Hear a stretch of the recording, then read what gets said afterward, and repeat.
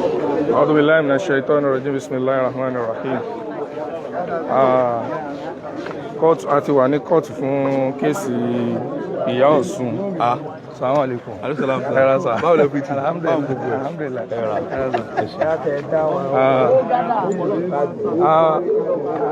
Láìpẹ́ láì jìnnà nísìnyí a gbọ́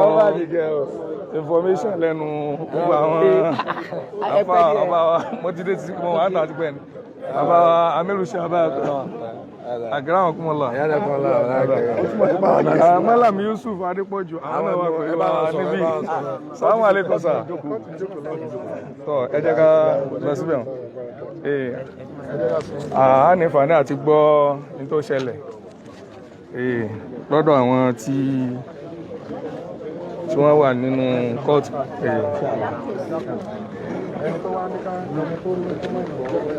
Bàbá ànùkọ́ lọ́yà ṣé àlèkà ló máa ń sọ̀rọ̀.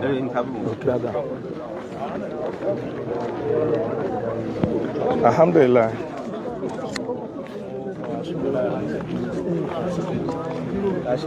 Assalamu alaikum wa rahmatullahi wa barakatuh. Assalamu wa rahmatullahi wa barakatuh. Àwa pẹ̀lú Ustaz wa Malam Yusuf Adépọ̀jù. Àwọn wà nínú kóòtù ó sojú wọn ni. Bẹ́ẹ̀ni. So a ní fàní àti gbọ́ kí ni ìṣẹ̀lẹ̀ láti ẹnu wọn. Bàbá ẹ dákun afẹ́fẹ́ update àwọn tí wọ́n wò wá láti ilé lórí nǹkan tó ṣẹlẹ̀ ní kóòtù lónìí. Ẹ ṣeun. Bó tiẹ̀ jẹ́ wípé ẹjọ́ ṣì ń lọ lọ́wọ́ torí wípé wọ́n gbààyè wípé lọ́dọ̀ adájọ́ pé kán fún wa níbi ìṣẹ́jú bíi méjì mẹ́ta kan ká fi jáde. Ohun tó ṣẹlẹ̀ lénìí ó jẹ́ nǹkan tó yà wá lẹ́nu torí wípé àwọn tí wọ́n jẹ́ agbẹjọ́rò fún arábìnrin ìyá Ọ̀ṣun wọ́n fi ìmọ̀ ṣọ̀kan. Ọ̀tọ̀ ní nǹkan tí agbẹjọ́rò kìíní gbé wá, ọ̀tọ̀ ní tí agbẹjọ́rò kejì gbé wá. Àwọn méjèèjì wá bẹ̀rẹ̀ sí takora wọn. Ìkan ti fáìlì application kan, ẹni tó gbẹ́jọ́ kan wá, ẹni tó gbé nǹkan kan wá, òun ò sí nílé ẹjọ́, òun ò sí ńbẹ̀. Bail application. So tí wọn bá sì ti lè gbọ́ bail application, ìyá yìí ó padà sí ibi tí àtìmọ́lé. So ìyẹn ló wá di wàhálà. Bí ọlọ́mọ jẹ́ kí èdè mú wa, bí ìgbà tí wọ́n dira wọn fẹ́nu kò. Tó bá jẹ́ pé wọ́n sì fi mọ̀ ṣọ̀kan, ṣùgbọ́n tá a wá dúpẹ́ fọ́lọ́run ni wípé àwọn tí wọ́n wá jẹ́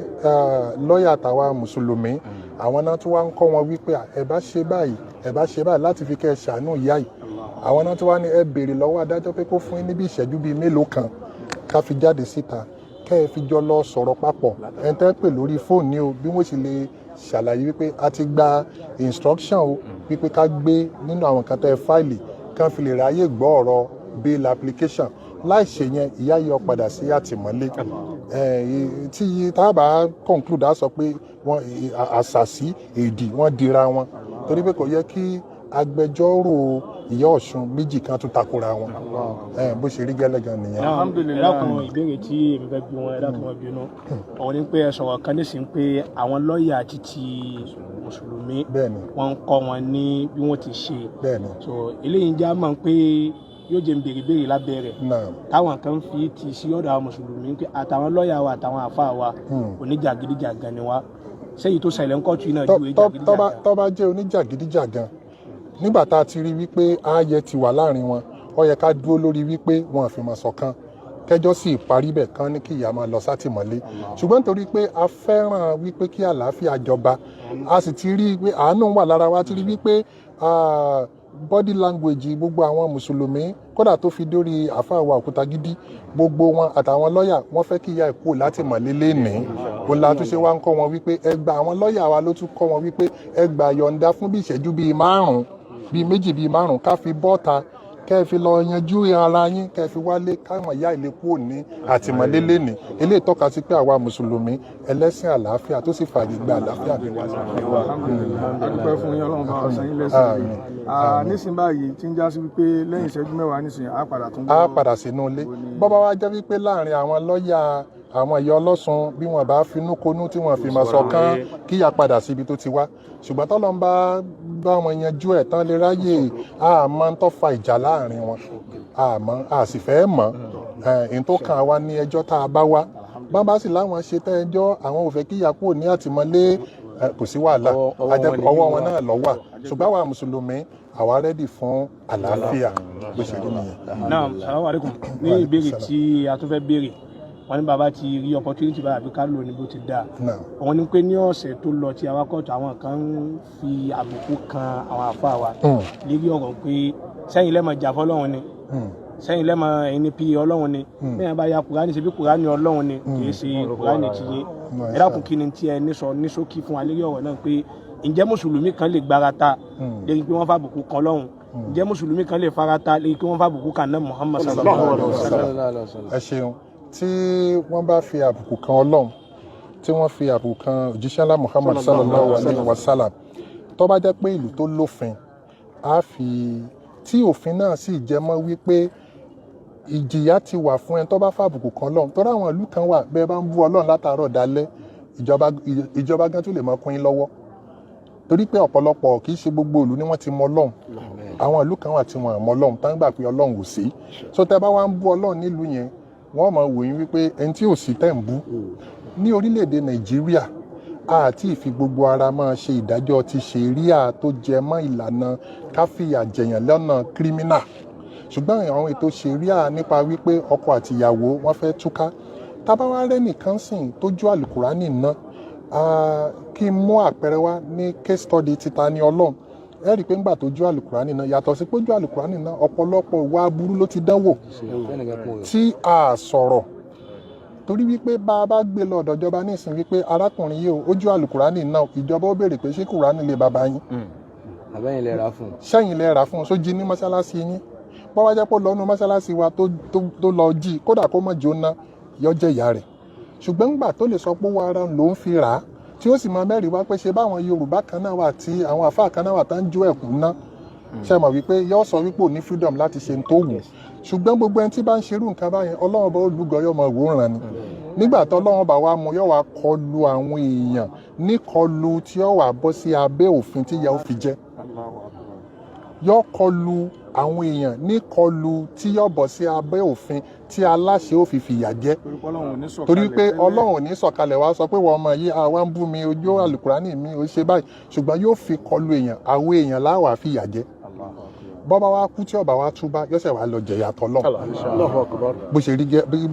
rí gẹ́lẹ́gẹ́ ni. ní ìbéèrè kankan lè fún mi níṣẹ́ tí ń pè yín láti gbà tẹ́ wà ní hajj Ọlọ́run ò ní jẹ́ kẹ́ nífààní àti gbé kọ́ọ̀lù mi tí n bá ti ń ṣe program lọ́wọ́ tá a bá ń sọ̀rọ̀ nípa ta ni Ọlọ́run yìí pé ìwà tí ń wù kò dáa ń bú Ọlọ́run ń bú ànábì àwọn tó wá jẹ́ Christian wọ́n máa àlẹ́jù wa lábẹ́ kọ́mẹ́ǹtì kódà ẹlòmíì máa ń kọ́ọ̀lù mi wípé ẹ̀yin náà máa bú Ọlọ́run àwọn ni kódà àwọn ẹni tó pé ẹ máa ń bú Jésù àwa kódà wọn láwọn gbọ́ lẹ́nu yín pé ẹ pé Jésù ní olè tó fi mo wá ṣe program ní alẹ́ àná ọlá pé mi rí yín pé mo ti wá pe ẹnìkan lára àwọn tó jẹ́ mẹ́mbà yín àwọn wá ṣàlàyé fún mi lérí n tó fà tẹ́ fi pé Jésù ní olè wọ́n tún wá challenge mi pé ṣé Mọ́lá Yusuf gangan ló fún mi ní ló sọ̀rọ̀ fún mi tí mo fi ń jẹ́rìí yín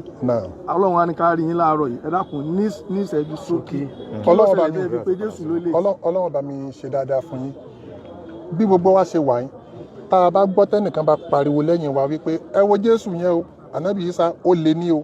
gbogbo wa n tá à ń ṣe àfilẹ̀ àkọ́kọ́ wo ẹni yẹn náà tá a bá wà pé dákun wá ń bì agbọ́ tó pé Jésù ló lè tọ́ba ní ó lè ní a gbà wípé orí rẹ̀ ti dàrú bẹ́ẹ̀ ni àbí bẹ́ẹ̀ kọ́ torí pé àwa mùsùlùmí wọn ní dákọ̀ ànábì Ìsá ká mọ́ ṣàdúrà fún bíbélì ló pe Jésù wọ́n sọ wípé ẹ̀yin Kírísítẹ̀nì ẹ ṣọ́ra yín bẹ́yìn bá lẹ mọ Jésù